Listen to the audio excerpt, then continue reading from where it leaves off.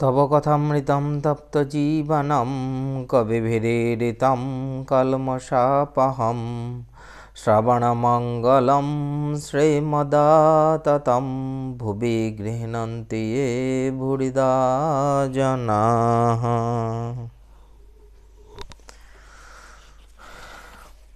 তোমার কথামৃত তাপদগ্ধ জনগণের জীবনস্বরূপ, মুনিগণ কর্তৃক কীর্তিত পাপ সমূহের বিনাশক, শ্রবণ মাত্রই মঙ্গলপ্রদ ও সকল সম্পদের আকর।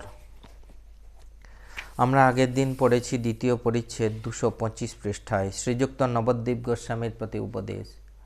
ঠাকুর গেছেন পানিহাটি মহোৎসবে, সেখানে নবদ্বীপ গোস্বামীকে দেখেই উনি গাড়ি থেকে নেমে তীর বেগে গিয়ে নবদ্বীপ গোস্বামী যেখানে হরিনাম সংকীর্তন করছিলেন সেখানে গিয়ে ঢুকেছেন।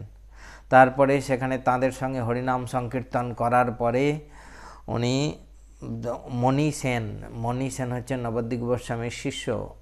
মণি সেনের বাড়িতেই ঠাকুরকে বসানো হয়েছে এবং ঠাকুর রাখাল রাম প্রভৃতিদের সঙ্গে, মাস্টারমশাই প্রভৃতিদের সঙ্গে ওই মণি সেনের বাড়িতে এসেছেন। সেখানে নবদ্বীপ গোস্বামীও আছেন, তাদের সঙ্গে কথা হয়েছে। এটা আমাদের দ্বিতীয় পরিচ্ছেদ, একটুখানি পড়ে নিই। অপরাহ্ন রাখাল রাম প্রভৃতি ভক্ত সঙ্গে ঠাকুর মণি সেনের বৈঠকখানায় বসিয়া আছেন। নবদ্বীপ গোস্বামী প্রসাদ পাওয়ার পর ঠান্ডা হইয়া বৈঠকখানায় আসিয়া ঠাকুরের কাছে বসিয়া আছেন। শ্রীযুক্ত মণি সেন ঠাকুরের গাড়ি ভাড়া দিতে চাহিলেন। ঠাকুর বলিলেন যে রাম ওই ভাড়া নেবে কেন? রাম যেহেতু সঙ্গে আছে সেহেতু গাড়ি ভাড়া সেই দেবে, ঠাকুরের কথা। শ্রীরামকৃষ্ণ বলছেন নবদ্বীপের প্রতি ভক্তি থাকলে ভাব হয়, তারপর মহাভাব, তারপর প্রেম, তারপর বস্তু লাভ মানে ঈশ্বর লাভ। মানে প্রথম হচ্ছে ভক্তি, ভক্তিটা পাকলে ভাব, মহাভাব, তারপরে প্রেম, তারপর বস্তু লাভ। কিন্তু ঠাকুর সেই জন্য বলছেন ভক্তি সার, ভক্তি নিয়ে থাকতে বলেছেন। গৌরাঙ্গের মহাভাব প্রেম, এই প্রেম হলে জগৎ তো ভুল হয়ে যাবেই, আবার নিজের দেহ যে এত প্রিয় তাও ভুল হয়ে যায়। গৌরাঙ্গের এই প্রেম হয়েছিল, সমুদ্রে দেখে যমুনা ভেবে ঝাঁপ দিয়ে পড়ল। জীবের মহাভাব বা প্রেম হয় না তাদের ভাব পর্যন্ত। আর গৌরাঙ্গের তিনটি অবস্থা হতো কেমন? নবদ্বীপ গোস্বামী বলছেন আজ্ঞা হাঁ, অন্তর্দশা, অর্ধবাহ্য দশা আর বাহ্য দশা। অন্তর্দশায় কী করতেন? নৃত্য করতেন। অন্তর্দশায় সমাধিস্থ থাকতেন, অন্তর্দশায় সমাধিস্থ থাকতেন, অর্ধবাহ্য দশায় নৃত্য করতে পারতেন, আর বাহ্য দশায় নাম সংকীর্তন করতেন। অন্তর্দশায় সম্পূর্ণ সমাধিস্থ, একদম বাইরের সঙ্গে কোনো সম্পর্ক নেই। অর্ধবাহ্য দশায় বাইরের সঙ্গে একটু সম্পর্ক আছে, সেই জন্যে নৃত্য করছেন, একদম মাতোয়ারা হয়ে নৃত্য করছেন। আর যখন বাহ্য দশা আসছে তখন সংকীর্তনে আখর দিচ্ছেন, তাদের সঙ্গে গাইছেন। বলছেন নবদ্বীপ তাঁর ছেলেটিকে আনিয়া ঠাকুরের সঙ্গে আলাপ করে দিলেন। তারপরে নবদ্বীপ গোস্বামী ঠাকুরের সঙ্গে কথা বলছেন। ঠাকুর বলছেন ওই ছেলেটি শাস্ত্র পড়ার সম্বন্ধে কথা হলো, যে ম্যাক্স মুলার, যাকে আমরা বলি ম্যাক্স মুলার, যিনি আমাদের ভারতবর্ষ থেকে বেদ উদ্ধার করেছিলেন, সেই ম্যাক্স মুলারকে এখানে বলছে মোক্ষ মুলার ছাপালেন, তবু লোকে তাই পড়ছে। এদেশে বেদ একরকম পাওয়াই যেত না।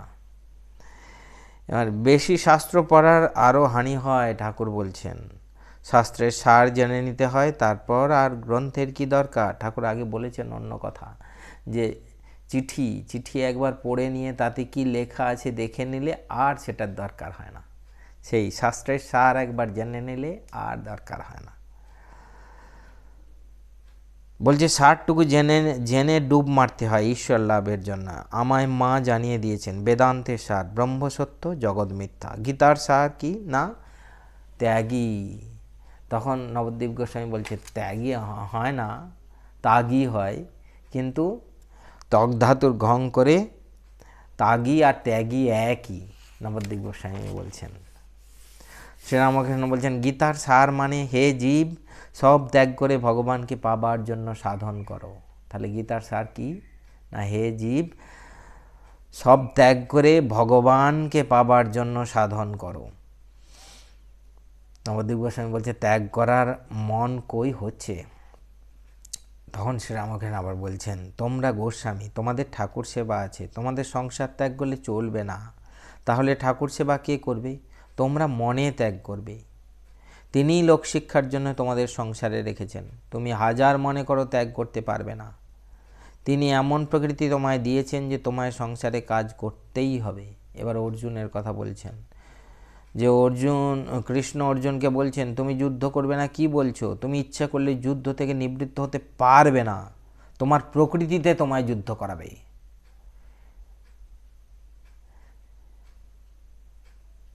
এরকম কত ঘটনা ঘটে।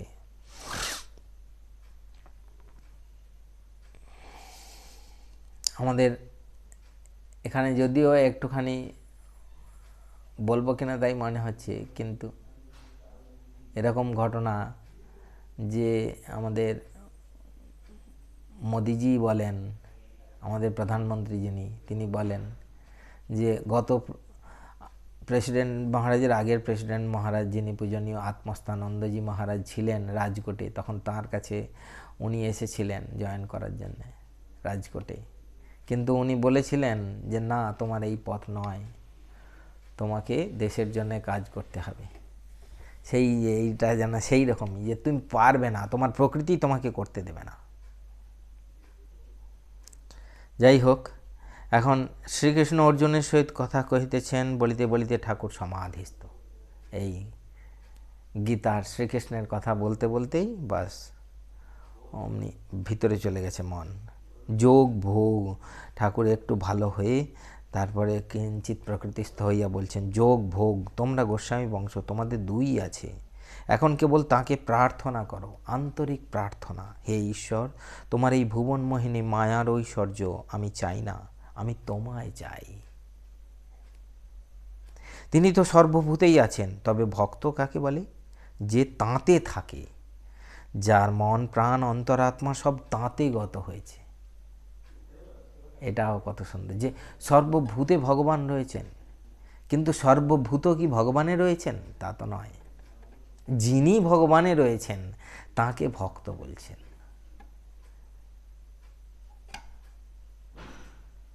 যে তাঁতে থাকে, যার মন প্রাণ অন্তরাত্মা সব তাঁতে গত হয়েছে, তিনিই হচ্ছেন ভক্ত। এবার সহজাবস্থা প্রাপ্ত হইয়াছেন ঠাকুর। নবদ্বীপকে বলিতেছেন, আমার এই যে অবস্থা হয়, কেউ কেউ বলে রোগ, আমি বলি যাঁর চৈতন্যে জগৎ চৈতন্য হয়েছে, তাঁর চিন্তা করে কি কেউ অচৈতন্য হয়? শ্রীযুক্ত মণিসেন অভ্যাগত ব্রাহ্মণ বৈষ্ণবদের বিদায় করিতেছেন, তখন কাউকে কাউকে টাকা দিচ্ছেন, ঠাকুরকে 5 টাকা দিতে এসেছেন, ঠাকুর নেননি, কিছুতেই নেননি। আবার বলছেন যে আমার তোমার গুরুদিব্যি, তারপরেও যখন জোর করছে তখন আমাদের মাস্টারমশাইকে জিজ্ঞেস করছেন কি নেবো। মাস্টারমশাই জানেন ঠাকুরের কীরকম প্রকৃতি, তিনি বলেন না, একদম নেবেন না, জোর দিয়ে বলছেন নেবেন না। তারপরে আবার আম সন্দেশ খাবার কথা বলে রাখালের হাতে টাকাটা গুঁজে দিয়েছেন মণিসেন। তখন ঠাকুর আবার নিজে হচ্ছেন, নিজে বলছেন যে আমি গুরুর দিব্যি দিয়েছি, আমি এখন খালাস। রাখাল নিয়েছে, সে এখন বুঝুক গিয়ে। ঠাকুর মতিশিলের ঠাকুর বাড়িতে গেছেন, ওখানে যে ঠাকুর বাড়ি ঘুরে দেখেছেন, তারপরে ওই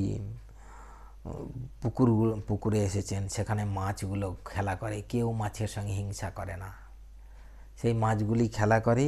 সেখানে এসে ঠাকুর বলছেন যে এই রূপ চিদানন্দ সাগরে মাছের ন্যায় আনন্দে বিচরণ করা। এটা আমরা আগের দিন পড়েছি। এবারে আজকে আমরা পড়ব শ্রীরামকৃষ্ণ দক্ষিণেশ্বরে ও ভক্তগৃহে প্রথম পরিচ্ছেদ। শ্রীরামকৃষ্ণ বলরামের মন্দিরে রাখাল মাস্টার প্রভৃতির সঙ্গে। ঠাকুর শ্রীরামকৃষ্ণ আজ কলিকাতায় বলরামের বাড়িতে শোভাগমন করিয়াছেন। মাস্টার কাছে বসিয়া আছেন, রাখালও আছেন। ঠাকুরের ভাবাবেশ হইয়াছে। আজ জ্যৈষ্ঠ কৃষ্ণা পঞ্চমী, সোমবার 12ই আষাঢ় 25শে জুন 1883 খ্রিস্টাব্দ, বেলা প্রায় 5টা হইয়াছে। শ্রীরামকৃষ্ণ ভাবাবিষ্ট। দেখো, আন্তরিক ডাকলে স্বস্বরূপকে দেখা যায়, কিন্তু যতটুকু বিষয় ভোগের বাসনা থাকে ততটুকু কম পড়ে যায়। যতটুকু বিষয় ভোগের বাসনা থাকে ততটুকু কম পড়ে যায়। মাস্টার আজ্ঞা। আপনি যেমন বলেন ঝাঁপ দিতে হয়, ঝাঁপ দিতে মানে বিষয় বাসনা ওইটুকুও থাকলে চলবে না, পুরোপুরি সম্পূর্ণ ছেড়ে দিয়ে ঝাঁপ দাও। মাস্টার তখন ঠাকুর বলছেন আনন্দিত হইয়া, ইয়া। সকলে চুপ করিয়া আছেন। ঠাকুর আবার কথা কহিতেছেন শ্রীরামকৃষ্ণ মাস্টারের প্রতি, দেখো, সকলেরই আত্মদর্শন হতে পারে, সকলেরই আত্মদর্শন হতে পারে। ঠাকুর অন্য জায়গায় বলেছেন যে কারেই বা বলি, কেই বা শোনে, এইটা যেন এখানে প্রতিধ্বনিত হচ্ছে যে সকলেরই অন্তর্দর্শন হতে পারে। ঠাকুর এইটুকু বলে চুপ করে গেছেন। মাস্টার মশাই, আজ্ঞা। তবে ঈশ্বর কর্তা, তিনি যে ঘরে যেমন করাচ্ছেন, কারুকে চৈতন্য করছেন, কারুকে অজ্ঞান করে রেখেছেন। স্বস্বরূপ দর্শন, ঈশ্বর দর্শন বা আত্মদর্শনের উপায় আন্তরিক প্রার্থনা, নিত্যলীলা যোগ। শ্রীরামকৃষ্ণ, না, তাঁকে ব্যাকুল হয়ে প্রার্থনা করতে হয়। আন্তরিক হলে তিনি প্রার্থনা শুনবেনই শুনবেন। মাস্টারমশাই কি বলছিলেন? তবে ঈশ্বর কর্তা, তিনি যে ঘরে যেমন করাচ্ছেন, কারুকে চৈতন্য করছেন, কারুকে অজ্ঞান করে রেখেছেন। আমাদের দৃষ্টিতে কিন্তু এটাও ঠিক যে কারুকে চৈতন্য করছেন, কারুকে অজ্ঞান করে রেখেছেন। কিন্তু ঠাকুর বলছেন না, তাঁকে ব্যাকুল হয়ে প্রার্থনা করতে হয়। তার মানে তুমি যাকে বলছো অজ্ঞান করে রেখেছেন, তিনিও যদি ব্যাকুল হয়ে প্রার্থনা করেন, তখন কিন্তু বলছেন যে আন্তরিক হলে তিনি প্রার্থনা শুনবেনই শুনবেন। আন্তরিক হতে হবে, আন্তরিকতা থাকতে হবে। আন্তরিকতা থাকা মানে কি? ভালোবাসা থাকতে হবে। ঠাকুর মা স্বামীজির প্রতি ভালোবাসা থাকলেই আন্তরিকতা এসে যাবে।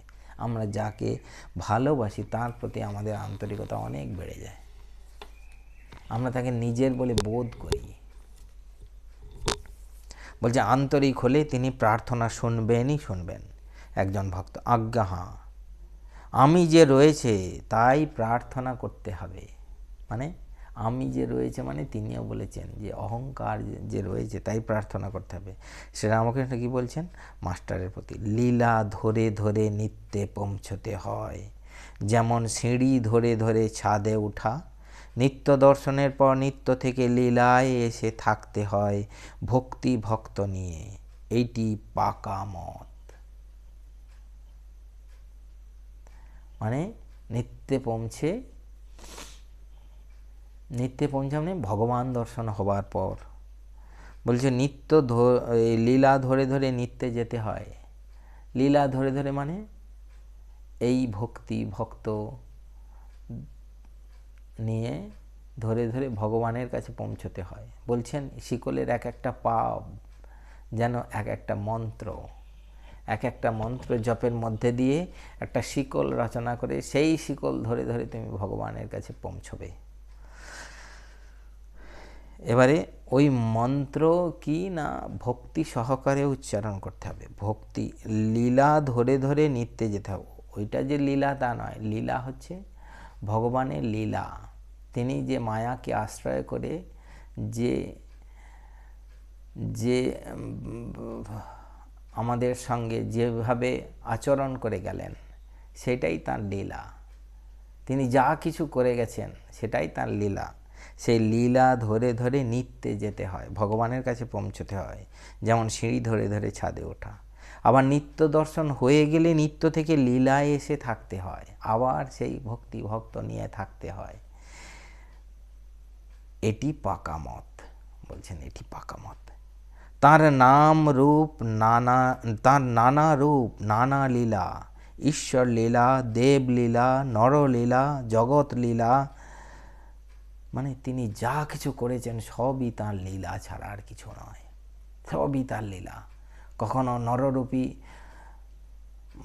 অবতার হয়ে এসেছেন, কখনো মানুষ ভাব, সবাই যেমন সাধারণ মানুষ সেরকমভাবে আছেন, আবার কখনো মনে হচ্ছে ওরে বাপরে ইনি তো একদম সেই ভগবান যেন নেমে এসেছেন মর্তে, সেরকম মনে হচ্ছে। সেই সবই হচ্ছে ওনার লীলা। কি দেবলীলা, নরলীলা, জগৎ লীলা, ঈশ্বর লীলা। তিনি মানুষ হয়ে অবতার হয়ে যুগে যুগে আসেন প্রেম ভক্তি শেখাবার জন্য। দেখো না চৈতন্যদেব, অবতারের ভিতরেই তার প্রেম ভক্তি আস্বাদন করা যায়, তার অনন্ত লীলা। কিন্তু আমার দরকার প্রেম ভক্তি। অনন্ত লীলা থাক না, আমি কোনটা নেবো সেটা আমাকে দেখে নিতে হবে।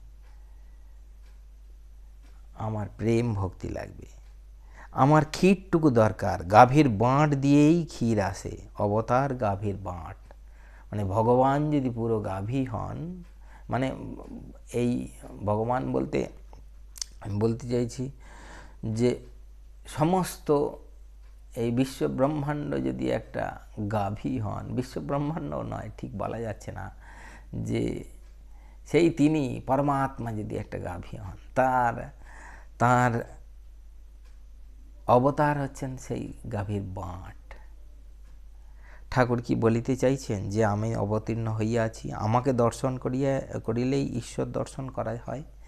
এটা মাস্টারমশাই স্বগোক্তি করছেন, নিজে নিজে ভাবছেন যে ঠাকুর তাহলে কি এতক্ষণ এই অবতারের কথা বলছেন, যে অবতার গাভীর বাঁট, তাহলে অবতারকে ধরেই তো ভগবানের কাছে পৌঁছানো যায় বলছেন। তাহলে অবতার ঠাকুর কি